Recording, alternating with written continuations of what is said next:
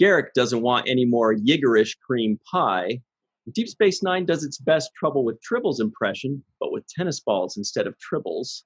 And Bashir mistook a preganglionic fiber for a postganglionic nerve on his final medical exam, when we all know those are totally different things. Hey, everybody, and welcome to the seventh rule with Cirroc Lofton. Hello. Who definitely knows the difference between preganglionic fibers and postganglionic nerves, obviously.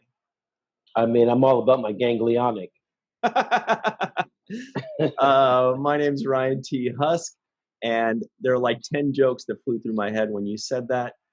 We are reviewing Deep Space Nine Season 3, Episode 18, Distant Voices, directed by Alexander Singer.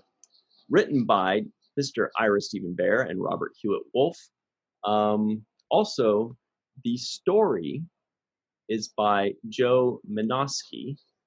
And let's talk about him a little bit more later. I found some interesting goodies about him. How are you today? I'm good. That's a lot of info right there. I mean, I know. I was going to ask you about that story by accreditation. So it's good to know that Joe Menosky, you said? Yeah, or Menosky, but I think it's probably Menosky. Yeah. We can get into it right now if you want. I will say that watching this episode gave me a great idea for a fun free-for-all question at the end of our episode. So we'll talk about what that question will be a little later too. I guess first thing, we could talk about Joe Menosky. So, since last week we talked to Ethan Kalk, who pitched the idea for the previous episode. It's always interesting to see if some episodes get the story by credit, which means it was somebody that originally wrote the story, and then the Deep Space Nine writers adapted it or wrote the screenplay for it. And Joe Menosky here has quite the resume. Not only has he written or done the story for 4 Deep Space Nine episodes, and actually wrote Dramatis Personae, an episode we did in like the first or second season. He did write that one, the teleplay. Same thing with Rivals, which we did recently. This one, Distant Voices, he did story by, and a few years later, a few seasons down the line, he also did Time's Orphan. But he's also done like 30 Star Trek Next Generation episodes. Let's see. Like 30 Next Generation episodes, and it looks like about another 30 or so Voyager episodes too.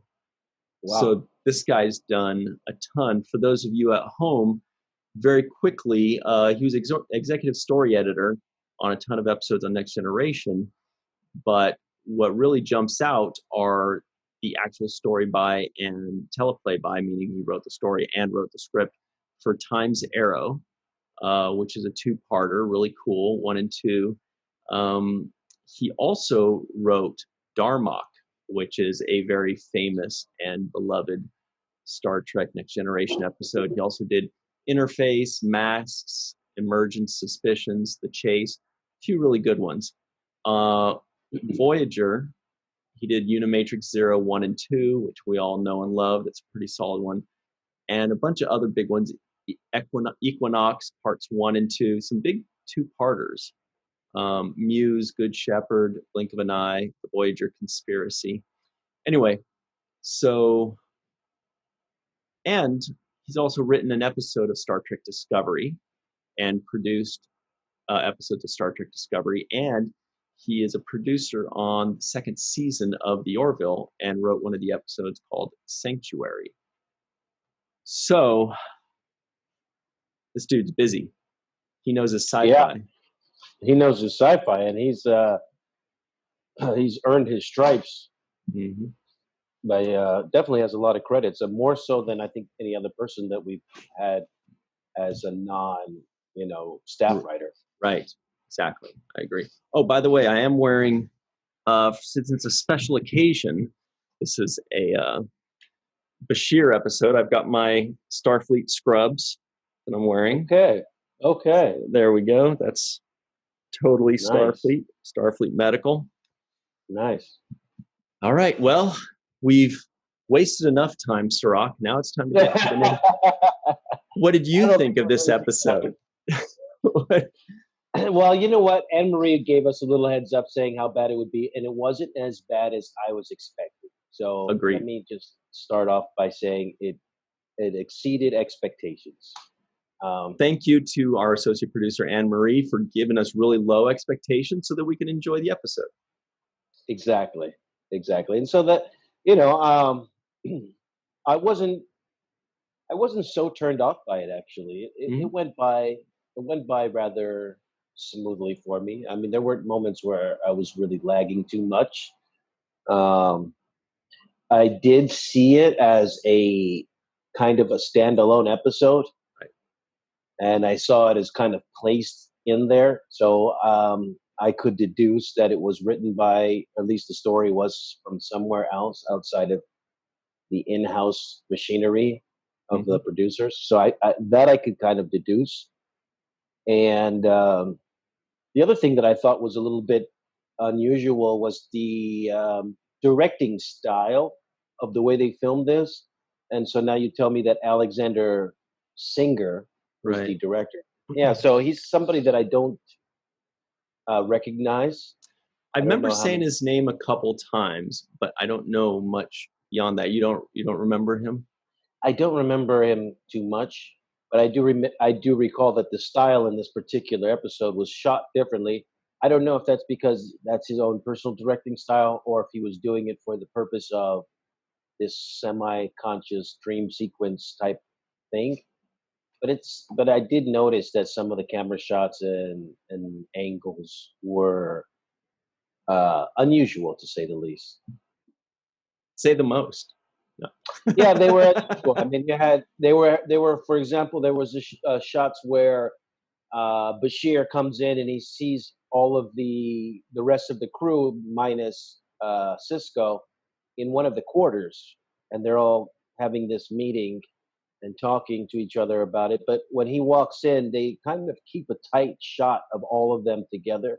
Mm-hmm. So they're all in one shot, Bashir and all the other cast members, Nana and Odo, and they're all in the one shot, and they kind of cross back and forth within the same frame. There's no real camera movement or close-ups or real choreography with the actors. So that was one thing I noticed, and it kind of gives you a confined feel to it, and also gives you an unusual feel. So you do feel like, oh, is this a dream sequence? Is he in his mind? So I could see that on the visual. So they were able to convey what they were trying to accomplish in the story, which is, him battling this semi-conscious state or comatose-like state.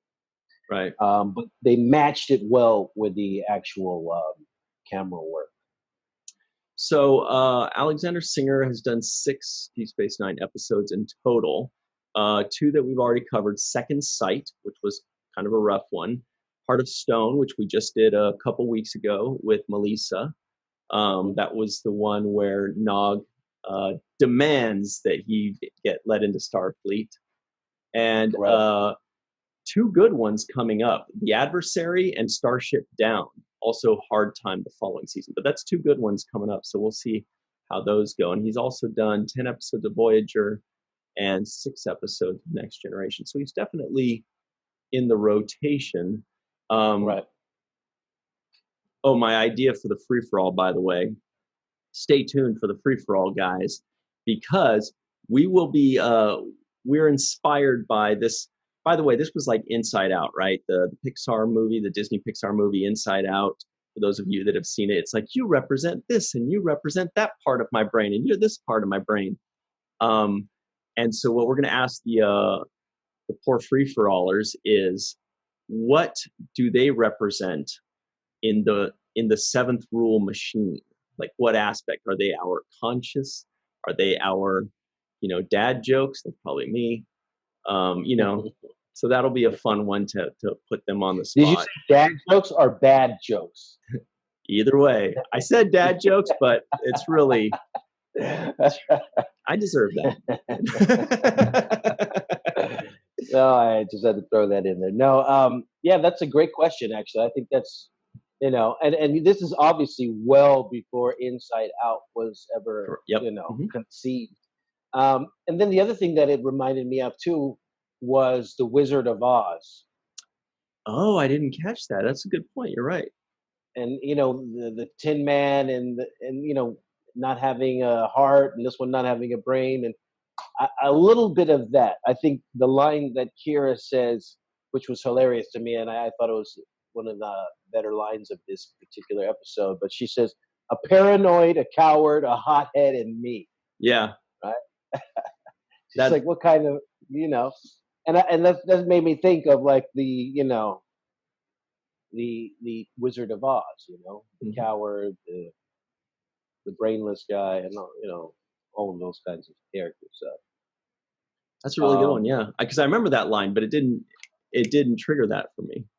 Yeah, that's what it triggered for me, Wizard of Oz. Oz didn't give nothing to the Tin Man that he didn't already have. It's a line from well, we won't say the line. If you guys know what band that is from the 70s that said Oz didn't give nothing to the Tin Man that he didn't already have. It's a beautiful song. Okay, I'll just say it's a band called America. They're like a really cool, fun 70s band. Anyway. Oh, nice. Nice little knowledge there. Speaking of knowledge, I'd like for you to give us a little knowledge on the Lethians. Have we seen them before? What's the background on them? I have none. It sounds like something we've heard before, but I can't place it. So it might be something where they just mention it, I've got a Lethian freighter trying to come in, or something like that. Right. But we haven't seen them like featured alien. We know that they have this telepathic ability, right? Is that what it is? Yeah. And obviously this electric hands or lightning hands. Yeah. No, I'll look them up really quickly. But I thought the same thing. Like, have we seen this guy before? What's the story with this guy? Okay, yeah, looks like we have seen a second one in it's next season in the Sword of Kalas, season 4. We see another one called Soto. So up until now, no, we have not seen any, and I don't know if any have ever been mentioned, but I don't think so. That's the extent of it. Okay. Yeah, I think it was a cool little character that this person was able to play. I know we heard people say that they didn't like the voice, but I kind of liked the voice. I thought it was a little bit, ominous. But yeah, I mean, they talked about the Lethians being incredibly stubborn, and I don't know what he needed biomimetic gel for. They never explained that. Yeah. So that was kind of awkward. The other thing I thought was a little bit weird for me about this particular episode was the very previous episode that we just reviewed had O'Brien facing his own mortality, right?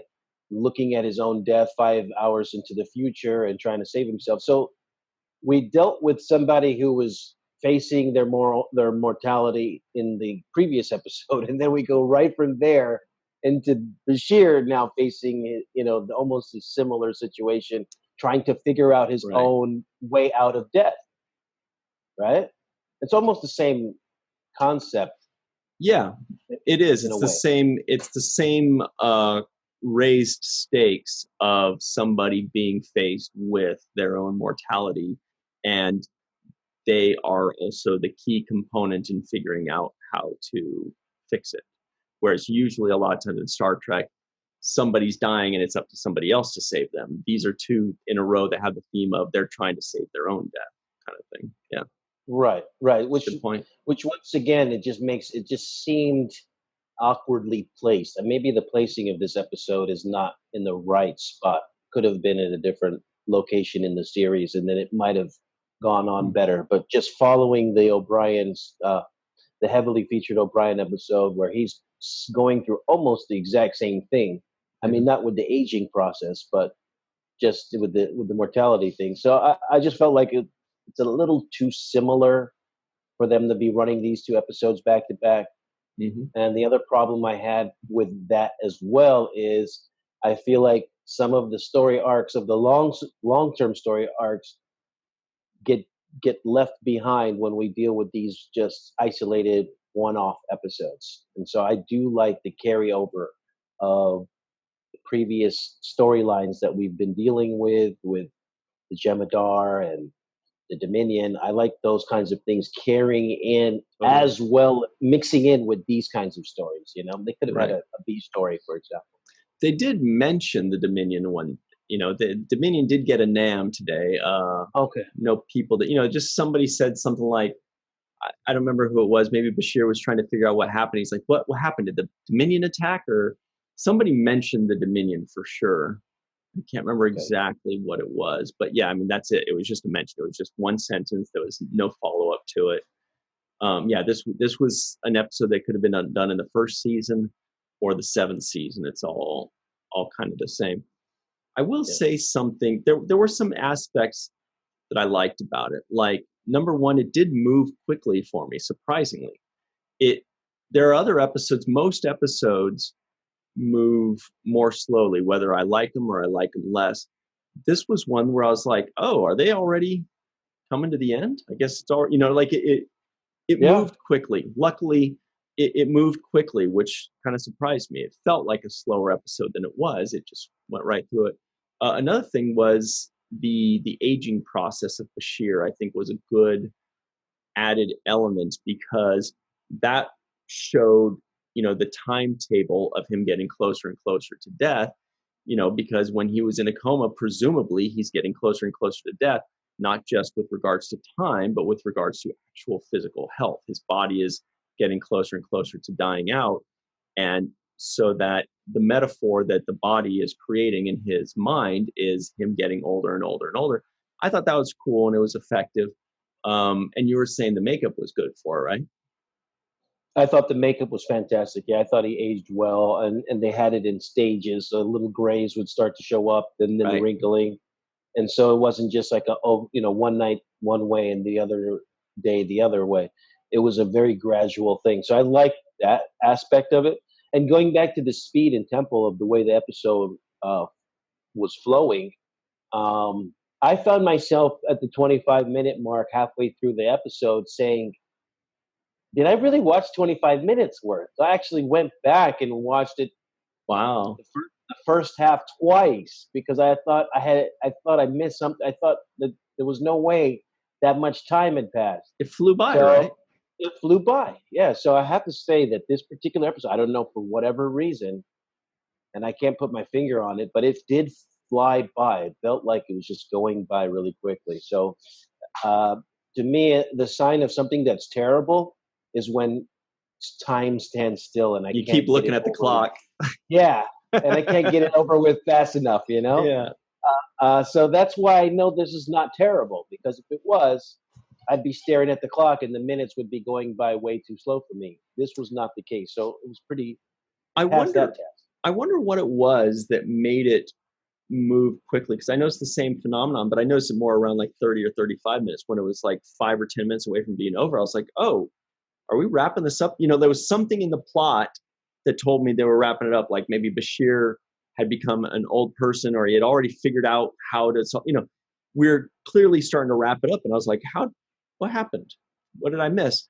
Yeah. I mean, what do you think made it move so quickly? Was it the dissemination of information, how they just let it out bit by bit by bit, so you just kept getting more and more information? Or do you think it was something in the directing style, or the fact that it was kind of in the vein of a thriller, and the thrillers maybe kind of grab our attention more? I don't know.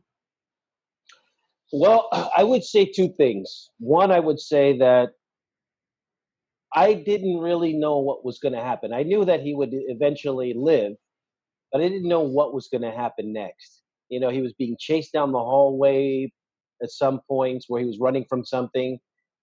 And you weren't really sure what scene was coming next, you know? Right. Somebody would die, you know, Odo was melting all of a sudden, you know? He just melted away into goo is what I put. Yeah. So it was like so, like everywhere I turned, it was something I wasn't expecting. You know, I was like, okay, well, now Kira's dead. Now everybody's died. Quark died, and now it's not Quark, and O'Brien's on the bed, and it's not O'Brien, but it's the Lethian. You know, and so that was the little mystery that they kept us involved, not knowing, the predictive pattern of where things were going to lead you to. That was one of the elements. But I think the biggest element is the fact that it was a dream sequence. And I know from my own experience, I love dream sequences in movies or in television in general because it feels Really? it feels like it's not reality. So you kind of suspend a certain part of your uh, logical linear thinking when you're watching a dream sequence, right? You're like, okay, I expect anything to happen. I expect any character to transform into something else. I don't really accept things on the same basis of the laws of physics that I would normally in a reality situation. So that I think is one of the main elements because it was a dream sequence and I realized that all the characters were out of character. I think that made it push a lot faster. That's a good point. That's a really good point. I've got another thing that might have made it go quickly. We're going to have to say that on the other side of the break, though. We just have a few seconds left. I do want to give a quick shout out. We want to say hello to our good friend, Miss Chelsea Rind, who has been with us since, I think, day one, right? I mean, she's been with us since the very beginning, and she's always been so fun and so supportive and talking about like rats and cats and lizards and snakes and caterpillars and whatever weird things she happens to have that day. And she's a great friend of Aaron, the late great Aron Eisenberg, and she's been by Melissa's side. So a lot of love here from the Seventh Rule to her. Yeah, we love Chelsea, and it's always great to see her. And we're so happy that she's been with us since literally the beginning because of her friendship with Aron. And anytime we have good friends of Aron sticking around with us, it makes it feel like he's that much closer to us. So thank you, Chelsea.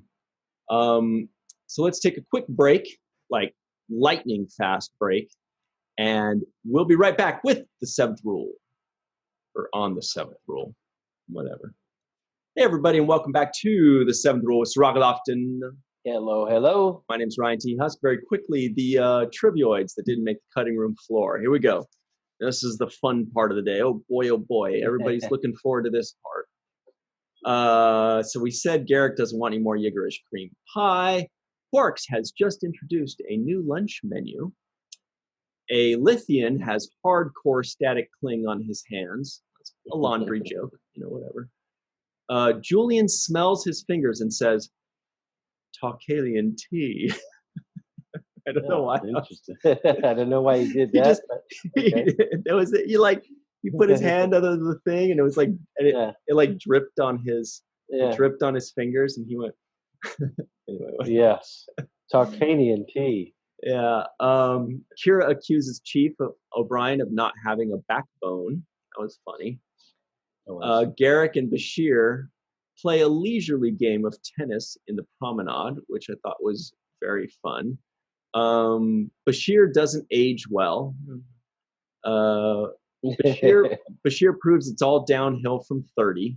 Because the second he turned 30, 15 minutes later, he's an old man. Yeah. Scary. So we know what to look forward to in about 6 or 7 years, right? Yeah. Jeez. Finally, we get to see Garak and a Dabo girl sing Julian happy birthday. Very good singer, by the way. She was a pretty good singer. I agree. She was beautiful. Yeah, she must have had to sing for that role because she was awesome. That's all. Yeah, it was perfect. I loved it too. Deep Space Nine does their best trouble with tribbles impression, but with tennis balls instead of tribbles. There's a famous scene where Kirk in the original series opens up like a hatch, and all these tribbles fall on him, and he goes like, wah, wah. But that happened to Bashir with tennis balls, and then the preganglionic nonsense that we talked about. Anyway, so lots of fun ones there. So here's what I was thinking about what made it move more swiftly was that a lot of times Star Trek likes to start off the episode with like a mystery, like where you're kind of confused, like, wait, what's going on? What's this? But it's not always like so weird or so shocking. It's just like, oh, this Romulan ambassador was killed. Okay, I'll stick around to find out who it was. But in this one, everything felt weird. Like, Bashir wakes up, the promenade's a mess, Quark is acting weird, all of the other, O'Brien and Odo and, Dax and Kira were all acting completely weird. None of it makes sense. And we're like, wait, is this just really bad acting, or is there something going on? And later on we find out it's mostly that there's something there's some bad acting, but it's not totally bad acting. Yeah, nah, but it was like there's something going on. We get it. We're like, oh, that's why they're not acting like this themselves. That's why there's this weird pseudo anger going on that just didn't seem to fit. So I think maybe that's why it moved quickly, is because there were these weird mysteries that we're trying to understand, and so our thoughts are running along with it. By the way, did they explain what aspect of Bashir's brain Quark was? No, I don't think there was an explanation about that. But I feel like they said everybody else except him. Yeah, they said everybody else except him. They did actually. Let me take that. Oh no.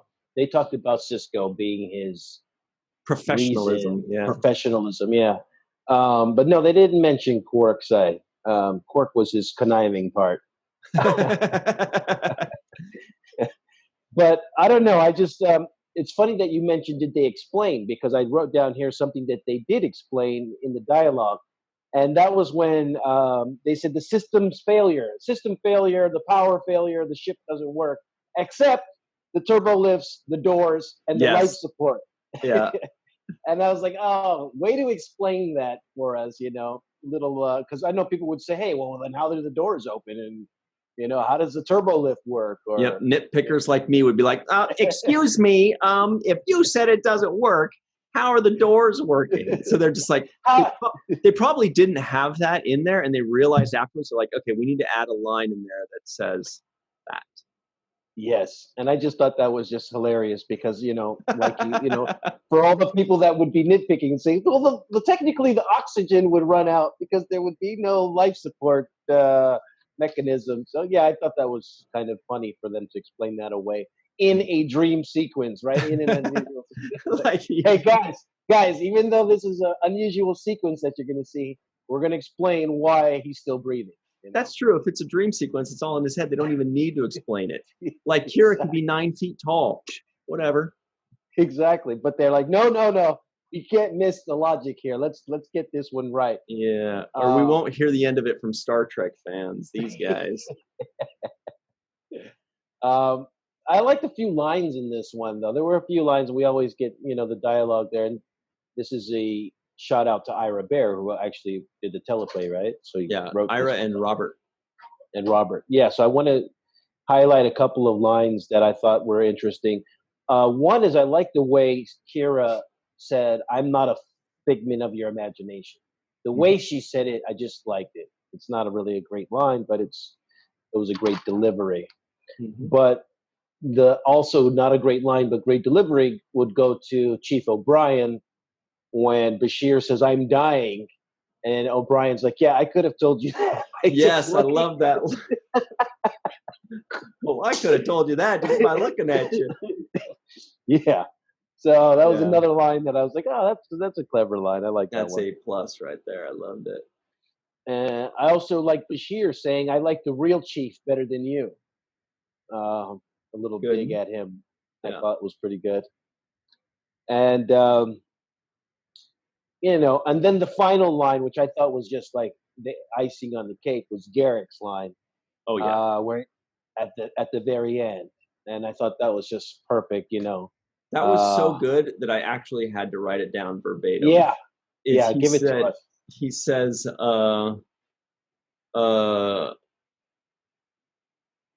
first, Bashir says most lethal telepathic attacks kill people. I guess I was lucky.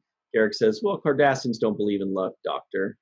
And then when Bashir mentions, they're talking a little bit more, and Garak feigns offense at being cast as the villain. He's like, oh, so you cast me as the villain? And Bashir says, oh, I wouldn't read too much into that. And Garak says, oh, how can I not? After all this time, all our lunches together, you still don't trust me.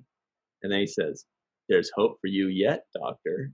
And they share a little lunchtime giggle. And I loved it. Right? That's an A+ line, right? That's an A+ line. And actually delivered, and the timing was awesome, because there was a pause there after all this time, after all these lunches, you still don't trust me. Pause. And then cut to Bashir kind of like being outed. Yes. He just got busted, right? Right. And Garrick's voice then lowers to say that last line. Yes. And so just the whole performance on that scene, I thought was A+. It's classic Garak and Bashir, and it almost defines their friendship. Like, I know you don't trust me, and I like that. That's why I still talk to you.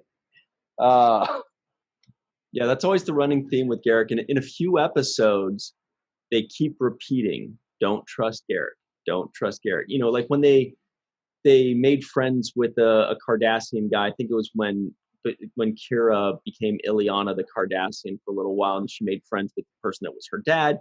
And he's like, can I just give you one piece of advice? That guy Garak, I know he just saved your life and he did all the right things, but don't trust him for a second.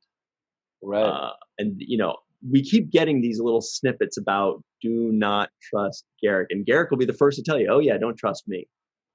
Yeah, he's like a double agent. I don't think nobody really knows what side he's on, which is great. Which is just mystery behind how he plays that character, which I think is wonderful.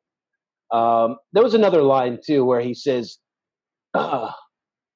O'Brien goes on to explain, you know, your bones are brittle, you can't walk, you're dying, you know. And then Bashir's answer was, but other than that, I feel wonderful. Yeah. Now, there was one line that wasn't in there that, and this is just a nitpicking thing because I'm a Star Trek nerd, is why when Bashir was talking with the Lethian, why didn't he just say, okay, look, hey, sorry, I'll give you the drug, just let me out of the coma. Okay, you win, I'll do it. And then he lets him out of the coma, and then you figure it out from there. Now, you don't have to give it to him, but, you know, like, why not just be like, okay, you win. I'm scared. I'm worried. I'll give you the drug. You win. Take off your static cling off my head, and we'll get a fair price going. We'll talk about it. Yeah, that was the part that I thought was weird, because they did, you know, this whole thing was really centered around this biomimetic gel, which I actually, going back to Quark when he first brings it up, I love the way he brought it up. He's like, hey, do you have any of this biomimetic gel? Right. He whispers it because he knows it's not legal to be even asking for it. Mm-hmm. So I like the way he delivers that part. I had to have the closed captioning on for that part too, to see. I was like, wait, what did he say? And I'm like leaning in. Yeah. So a little clever delivery there on the whispering of the line. But yeah, you would think that the Lethian, character's name was Altaba, I think. You would think that he was interested at this gel and acquiring it, but it never comes up again. Even when Bashir's having this, you know, discussion with him about what are you doing to me at the very end, and he's like, yeah, I'm going to, what does he say, destroy you piece by piece. Then when you're a withered shell, then and only then will I put you out of your misery. And I'm thinking, for what? If you're trying to get something out of him, that's not a very good negotiation tactic. Killing the guy, why don't you just come back? Now that you've showed your power over him and demonstrated what you can do, why don't you come back to the negotiating table? Maybe he'll be more willing to listen this time. Like, it's really funny. He's like, hey, you want to sell me the stuff? And he's like, well, that's illegal. He's like, all right, well, then suddenly I don't want this anymore. I just want to torture you forever until you die. And I want to really talk to you about when you were a child. You you wanted to be a tennis player. Let's really talk about this, Bashir. I want to know what kind of negotiating tactic is this? And then the other part of it that I was thinking was, well, if you're so in Bashir's head that you know everything he's ever done and thought, then you would know where that biomimetic gel is. Or how to make it. Make it where it is, something. Be a little bit easier for you. So these Lethians are just sadists. That's what it boils down. Yeah, they're just sadistic. Yes, that I will agree with. But one of the things that did come out to me, and I wrote this down as well, was the Twilight Zone. And for some reason, this episode did have a Twilight Zone type of feel to it. Interesting. Yeah, good point. And I'm a big fan of the Twilight Zone, and I don't know if our guy Joe Monosky is a Twilight Zone fan, but I feel like the way this episode is written, it's written in a Twilight Zone kind of way. And I'd be interested to hear how he pitched this episode. Like what, yeah. They always say there's just that one or two lines. They just want to hear a 2-minute or 1 minute breakdown. I want to know, okay, there's this alien that's looking for this thing, and he puts his mojo on Bashir, making him age, and bringing, how did that go? That's my question. That's interesting. And so I looked at his, at the bottom of his IMDb to see if there's anything to show any of that. But obviously, a guy that wrote in the 80s and 90s probably isn't old enough to where he wrote also in the 60s, in the Twilight Zone. Or I guess there was also the 80s, right? Went all the way up to the 80s. Yeah, but he could have, no, it didn't go all the way up to the 80s. It was all just 60s, 70s? Yeah, 60s, I think. But he could have been a fan of it growing up or something. But exactly. But what I did find was that he wrote an episode of Alien Nation with our buddy Gary Grant. So that's totally different, but still also interesting. Well, it just means that he's got a good grasp on sci-fi, like we started off this whole program with. He has a full understanding of sci-fi and how it works, and obviously that connects back to as far as you can go into the realm of sci-fi. But this one particularly just jumped out at me as a Twilight Zone-ish kind of thing. But the thing that they were trying to get at, in my opinion, was I felt like the root of this whole storyline was to expose that Bashir is a failure or a quitter, right? Give him kind of a turning point to like face his past demons and now kind of reinvent himself at 30. Yeah, and in this particular moment, I would say he redeemed himself for all the chauvinism that he portrayed earlier in the series, the awkward moments with Dax that we've talked about on this show, that seem completely out of place now, out removed from the 90s, right. Into the 2000s. It was, some of those things were inappropriate, the flirtation and whatnot. It would qualify under workplace sexual harassment. But moving away from that, I think that one of the redemptive things that he did in his character said in this particular episode was when he was talking to the Lethian about Dax. And he said, you know what, that's my friend. And he completely categorized her outside of his sexual prowess, whatever his urges are. And he put her in the category of a good person, a friend of his that he admired and respected. And if he had started out like that, I think he would have gotten farther with her. But maybe you're right. Yeah, you're right. Because he said, yes, sure, I might have feelings for Dax, but she's my friend. And right, if Dax were listening, she would be like, thank you, Julian. It's about damn time. Yeah. What is this, season 3? Okay, cool. Welcome to the Deep Space Nine, dude. Yeah, we haven't been dating, in case you didn't notice. So that was a realization for me, and also closure in his constant attacks towards trying to hook up with Dax. I felt like this is where he puts the period on the sentence and is like, no, she's just my friend, and that's not something I'm looking to pursue. What do you think if he added this line? Sure, I have feelings for Dax, but she's my friend. Now, Major Kira, on the other hand, what a woman. No. People would have been like, that's our Julian. That's our Julian. Never waste an opportunity to go low. Now, and then his reasoning for some of the other things, like for not pursuing tennis, I think I'm still a great doctor was his answer for that. And for not passing the med school test, he said, being first in my class wouldn't have changed anything. So, the other answers were kind of suspect a little bit. I understand not being a tennis player because, that's a little bit one of a million long shot. But I don't understand not getting a test question right when you know the answer. That part I can't see him or anyone purposely answering a question wrong. Right. Well, the fellow, the Lethian said it was because Bashir didn't want the pressure of being at the top of the class. Okay, so they explained it.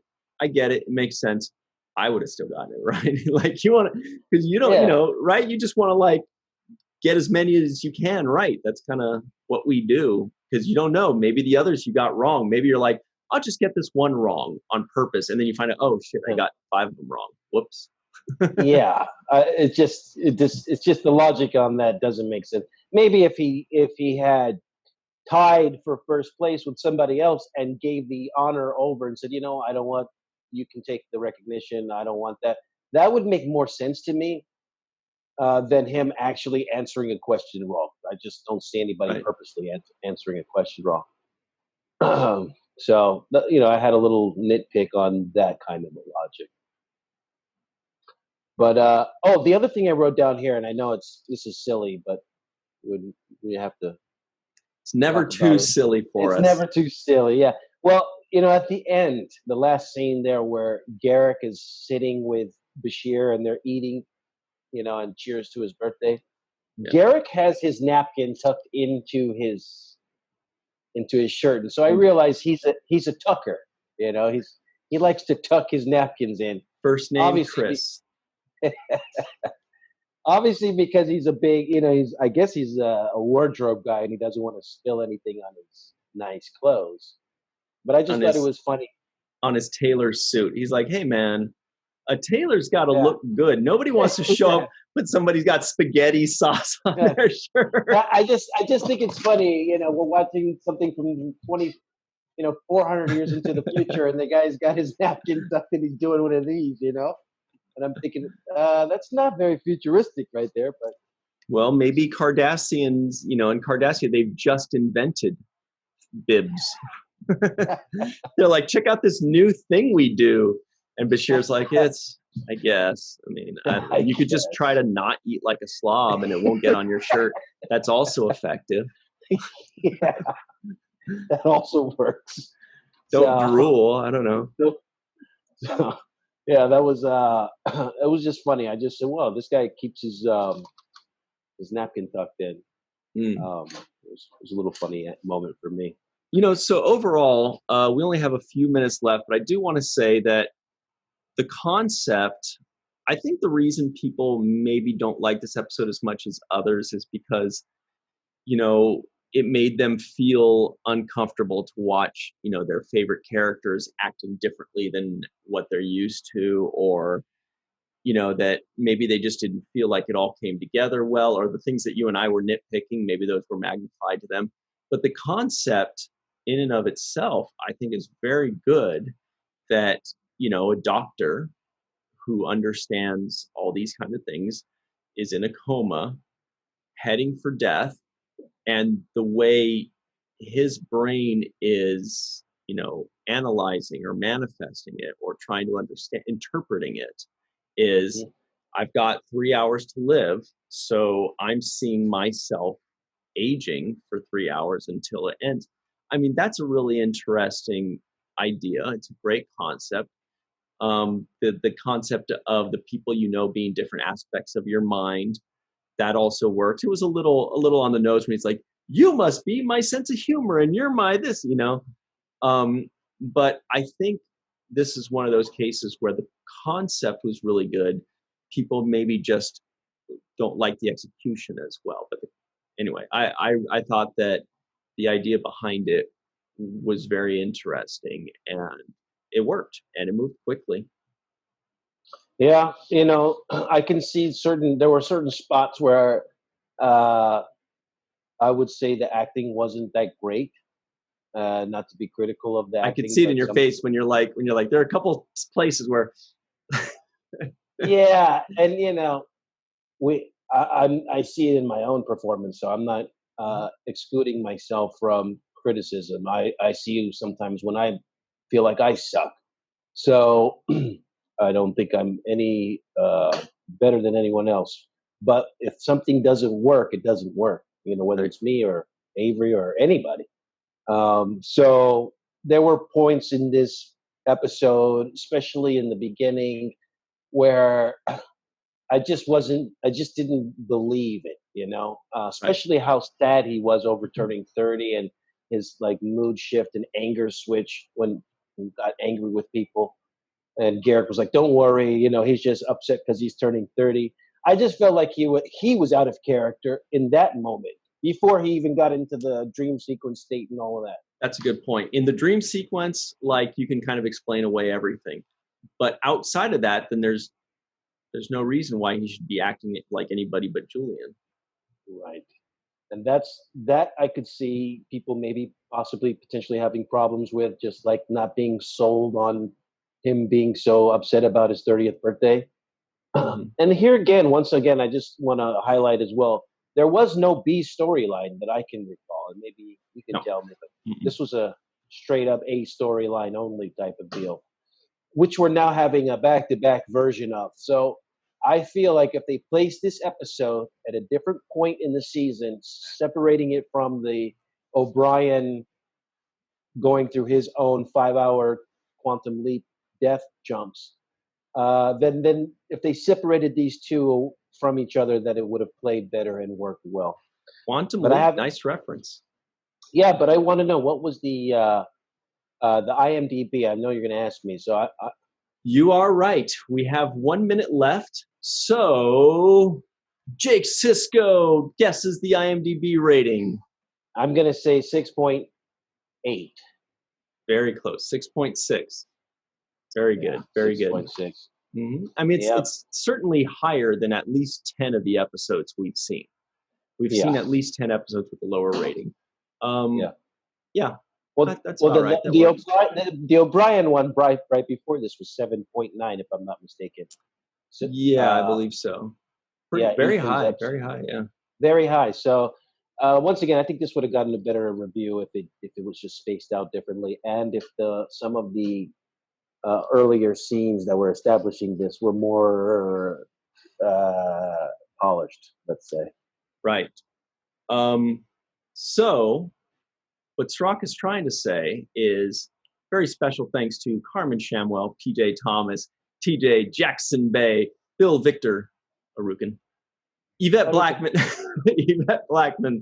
Dennis Koch, Homer Frizzell, Eve England, and Marie Segal, Titus Mohler, and Mr. Tim Baum. Please stay tuned for the free-for-all. We're going to hold their feet to the fire and ask them this tough question, and they're going to hate it, and so we're going to love it. We'll be right back on The Seventh Rule. Hello, everybody, and welcome back to The Seventh Rule with Cirroc Lofton. Hello, hello. We're also joined by Tim Baum, Anne-Marie Segal, Titus Mohler, and Homer Frizzell on a rooftop somewhere in Upper Manhattan. The weather looks good over there. It doesn't look bad.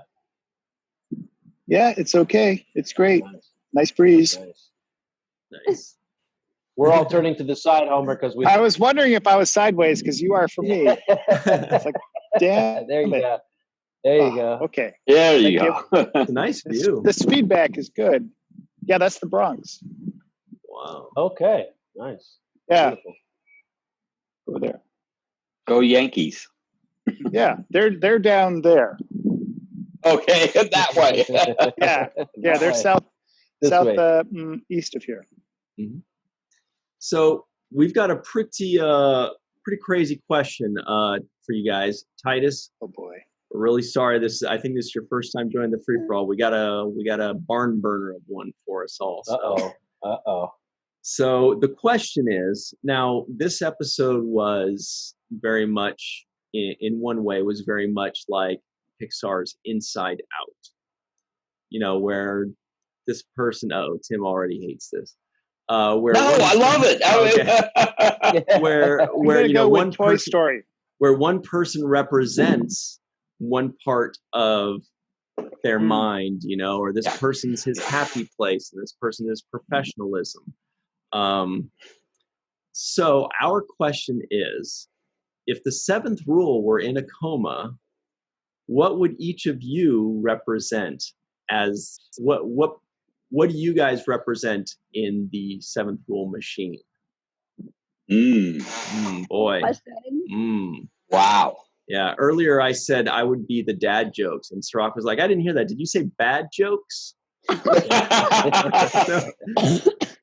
So we're going to start with Homer. Homer, if you were in this episode and the seventh rule were aging like Bashir is, what aspect of the seventh rule would you represent?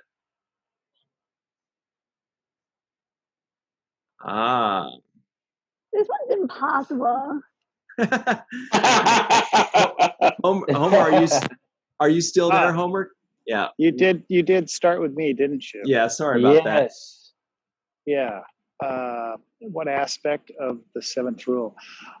I think I would represent the seventh rule's commitment to quality entertainment and carrying on with the mission despite the obstacles that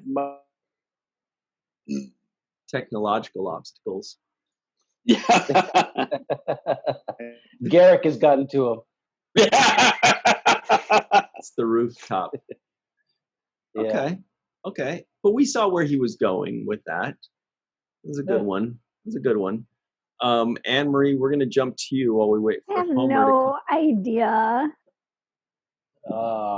This is so hard. All right, we'll go to Tim, but we're coming back to you, Anne-Marie. Yeah. There you go. No, I actually have to deal with the duality that I have.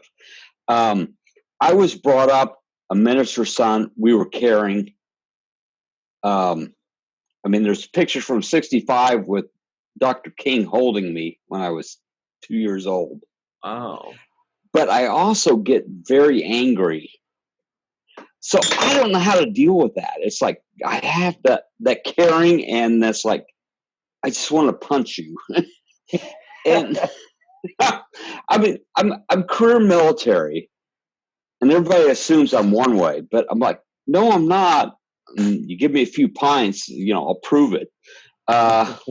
So, no, that's what I loved about this episode, because there's different psyches of every person. And you have your loving, you have your anger, you have your caring. And that's what I loved about this episode, because, there was 5 scenes, 6 scenes. Every one had a different one. But Garak was part of the whole thing. Because he's actually leading Bashir through this whole journey. Anyway. That's fun. So what's up, TJ? Just to catch you up to speed real quick. TJ out in Missouri, everybody. What we're doing, the question we're doing today is, in today's episode, each of the characters represented a part of Bashir's psyche. And we're asking everybody, what part of the seventh rule's psyche or community are you? What aspect, or what do you represent? Like Anne-Marie said, that she represents the seventh rule's bad cooking. And she hasn't answered yet. But good food ordering. Okay. Good food ordering. Titus, do you have There are no wrong answers here, by the way. What do you represent in the seventh rule's psyche if we were in a coma? This is an easy one, at least for right now. I've been nervous to be on here for the first time. I think I'd represent the nerves. Nice. Yeah, nice. That's a good answer. TJ's like, but what's funny is he answered it the most easily out of everybody. So those nerves serve you well. I love it. Yeah. Because I hadn't started teasing him yet. Oh, and Homer, we didn't get to hear the end of your answer, by the way. What part did you hear? Nothing. Oh, No. crap. No. I think I was the one who said I would be the driving force behind the seventh rule to make it continue to turn out quality content on a consistent basis. Oh, then we did hear all of it. Yes. All right, cool. Okay. Yes. You got all that. All right, perfect. Okay. Yeah. Yes. All right. Well, TJ Jackson-Bey, what do you represent in the seventh rule? I'm going to say, and this is counter to my personality in every way, curiosity and a spirit of adventure. Because that's, what this experience has been, kind of an adventure to be able to explore, Star Trek with a group of people that like it and know about it almost as much as I do. I want to change my answer. I like that a lot. More Okay. More than I do. That is a great answer. Yeah. And I just enjoy it so much. I think I mentioned a few weeks ago that school was getting ready to start, and it's going to be a pretty grueling 4 months with full-time work and full-time school. And this really is, sort of like a getaway from that, for a moment to do something that I enjoy for myself. And so, yes, adventure on. That's awesome. We love having you, TJ. Yeah. So you are the Dax of the seventh rule, because Dax represented adventure, excitement. But a Jedi craves Esri Dax, right? Esri. People are going to start thinking I have. People are going to start thinking that I actually have something against Jadzia, and I don't. Jadzia. And Marie, I'm still tempted to do a cameo of Nikki. Oh, I mean, I love her, and I love Esri. I just don't want her as my wingman. Oh no! Yeah, I'm going to set up the cameo saying, "Okay, Anne Marie hates her character, so turn her around." We're just still going to ride. Don't mention the seventh rule in that, then. Okay, no. Anne Marie of the seventh rule hates your character. We're like, hey, Nikki, you want to come on our show? No, you guys hate us. No, She loves been Nikki, so right? hard without her. Like, I love Thank Esri. you. If there wasn't Esri, like, seventh season would be so hard to watch because you'd be so like emotionally raw from Jadzia leaving. So like, I really think she saved seventh season. I love her. Go ahead, Tim. No, I was going to say, it's like, because when DS9 was first on, we were moving around. I was newly married, had a new son, and we moved to a new town. It was all syndicated, so I didn't know when it was going to be on. And all of a sudden, I think I turned on the TV, and it was seventh season. And I was like, what the hell happened to Terry Farrell? Oh, no. Exactly. And I'm like, wait a minute. What? It wasn't until years later that I watched it all the way through that, I saw the transition. But it was like, who is this short thing? Oh, we like short people. Oh, no, I do too. But it was like, wait a minute. What happened to Terry Farrell? Yeah. It was quite a when shocker. They replaced It was Mom quite a on shocker. Fresh Prince of Bel-Air. Yeah. Like, where's the other mom? Well, Anne Marie, do you have any thoughts on the Fresh Prince of Bel-Air or your answer to the question? Oh, just that The Fresh Prince of Bel-Air is amazing, and the question is not. It's so hard. Wow. I don't know. Wow. I'd say you're the brains. You're the smarts.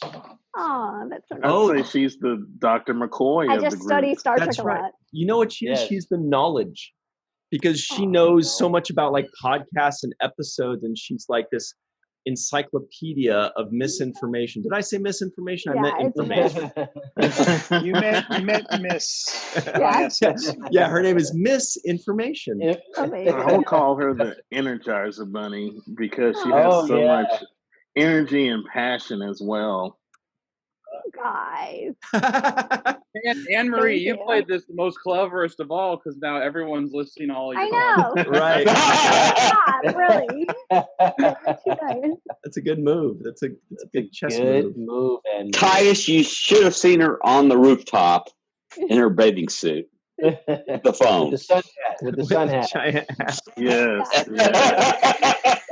Well, Cirroc, what aspect of the seventh rule do you represent? Ooh, it's not an easy question, because I think all of No, us it represent sucks. different aspects at different times. We all contribute in different ways, differently. But me, I'm like the pleasantly surprised, reluctant person. So I would say that I was reluctant to do all of this in the beginning, and now I'm so pleasantly surprised that this has been a great adventure and just the beginning of a beautiful thing. So I don't know what the name of that is, but that's what I'm. That's the happy- soul. You're the The happy soul. reluctant. That's exactly what I was going to say. The Oh, really? soul and the gravitas. Mm. Soul brother. And Aaron I'm going to have continues to to look be our up gravitas. conscience. I would go gravitas. Yeah, that's a good one. Gravitas. Yeah. Right. Yeah. Gravitas means Soul. like a weightiness to it. Yeah. Like What Patrick Stewart's The dripping in. Right. import. Yeah, and Number one. and like I was saying, Aaron is our conscience. Melissa was Ryan, going to. you gotta give us your answer. Oh, I thought I could get away by just saying bad jokes. No, or no, dad jokes. Now, I'm like the organization / workhorse. I'm like the engine, right? Of course. Engine. Yes. The engine that could. The what? The engine that could. The engine that does. I don't know if I can. Oh, that does. I don't know if I can, but I do it anyway. I think I can. I think I can. So is that Yeah. Miles O'Brien? Oh yeah. Hmm. What a good way to round out. Yeah. Miles I'm gonna have a O'Brien week. statue. Yeah, Yeah, to close you're out O'Brien week. the most important person in Starfleet. What do you guys think Melissa would say she is if she were here? Oh, She's the oh, wow. seventh rule. She's what? she's the That's- heart. Like the soul and heart. Yeah. Yeah. She's the it's heart. It's the empathy. It's that. The sweetness, sweetness. Yeah. Yes. Yeah. Class. Class it up. Exactly. Yeah, Titus, Exactly. you're right. The best way to answer this question is to not answer it or not be here, so people just start complimenting you. She's No, the, I don't wanna go she first has ever great again. lipstick and great hair, and she's really smart. I was just gonna say, Homer Aaron, says you no pulled more. off the best lipstick of Tomas. anybody. Yeah, she does. Uh, Would say that during Paper Moon, when Nog upended the table, Marisa would have slugged him and knocked him out. I'm like, dude, you really need to watch what you're doing. Homer, your I thought they thoughts? were really great together too, by the way. Because I've known Aaron before he met Melissa, and Right. I thought the two of them were just such a good complement to each other. Melissa is so good for Aaron, and their energy really meshed well. He's so hyper, and sometimes really wants to be involved, and then she's just so laid back. So it's a good complement between their energy. She's the boss, right? What woman is it? You tell me. Been married 26 years, so yeah, okay, I'll go with that. Yeah. Anne-Marie, do you agree that women are always the boss? I'll let you come to your own conclusion. Ominous. No, you got away with that once. Yeah, you said that once before, so. Wow. Well, do you guys have any final thoughts on the episode? I don't know if any of you have seen the episode recently. I know Anne-Marie said that she saw it recently. I don't know if anybody else. Isn't Intendant Kira back next week? I don't know. I haven't looked ahead. Is that Tony Todd behind you? Ryan, is that Tony Todd behind you?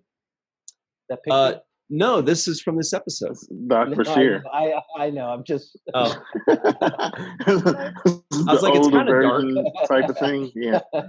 kind of dark. Maybe it's his hand. No, I wanted to say this. Like I said earlier, this is one of my favorite episodes. Yeah. Just because of the psychological, sociological. You're dealing with your demons. You've got the different characters represent everything different about you. Yeah. Whether it's the friend, the enemy. So I've always loved this episode. Yeah, one thing we were talking about earlier was the fact that this came on the heels of the O'Brien episode. Yes. Where O'Brien sees himself dying 5 hours into the future. And we thought that maybe it was a little bit too closely packed, where the themes were similar. Do you know what I mean? Like yeah. Each character facing death. Kind of looking within, yes. Cirroc was calling him O'Dian. I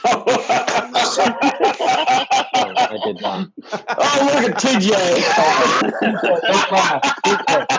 Do not laugh. Please, Titus, don't laugh. That is the most serious face Cirroc has ever made. He's like, don't you dare. I will never claim that. We're only encouraging this guy. Don't laugh at those things. Yeah, don't. TJ's burying his hand, and Titus is like, what have I gotten into? X-nay on the laugh-a. So I'll add a little bit about this one. I thought that it was neat to see the station without all those people. So we actually got the station as a character and saw some of those places. And the lighting, of course, is dark, but we got to see it as its own place. Like you could imagine, hey, I got up in the middle of the night and I'm walking around Deep Space Nine. It's the first time we actually did that. Now I'm forgetting what else I was going to say, but I didn't hate this episode as much as I thought I was going to, which is good. And I just finished it like 5-10 minutes before we started. Oh, no way. Cool. Yeah. Cirroc and I said the same. We were kind of prepared to not like it, but we enjoyed it. Thanks. Yeah, and it was you made us think it sucked so bad, and then I was like, oh, you lowered the bar. She did. She did the same thing for me. I was just exactly. I was thinking this guy's going to sound like a Dalek, and it wasn't quite that. Oh my God, his voice! No. It's so loud and annoying. Titus, were you going to say something? I'm not sure if you started to say something. Yeah. Now Anne-Marie may roll her eyes at this, but I realized that this hadn't been one of my favorite episodes. I hadn't watched it a lot in my rewatches, but I do like some of the Inside Out parallels that. Right.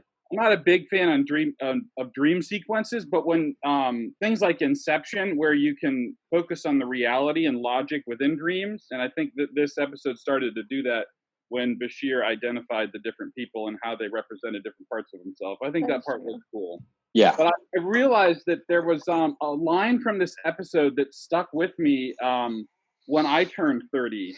And it was Bashir's line about how it signals the beginning of the slow march towards middle age. And right. When I turned 30, I comforted myself that, really, I'm just like a few seconds away from the 20s.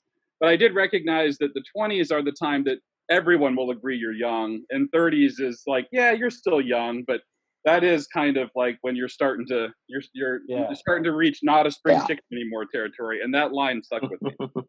Yeah, we did talk about that a little bit earlier. How that line of once you're 30, you start marching on to middle age. You're like, what the heck? You're like over 100 years old. Yeah, crazy. Yeah, that's a bit much. Like they should have changed that line to be more like Lord of the Rings and be like, we're marching on to Middle Earth, you know? Then we could have joined us. No. So I'm like that coming up totally with doesn't more work. watch the first suggestions to put you through some pain. All right. Yeah. I mean, so I'll tell you, there's an episode of Gomer Pyle where the sergeant is turning 35, and that's the middle-aged one there. So I think that should be a good suggestion. Whoa, that should be a good suggestion for watch the first. Okay. Gomer Pyle. Ooh. Yeah. Gomer Pyle. Sounds painful. I don't know. My suggestion. That's what I'm going for. Cut. You guys have the DVD set. Got it out for you.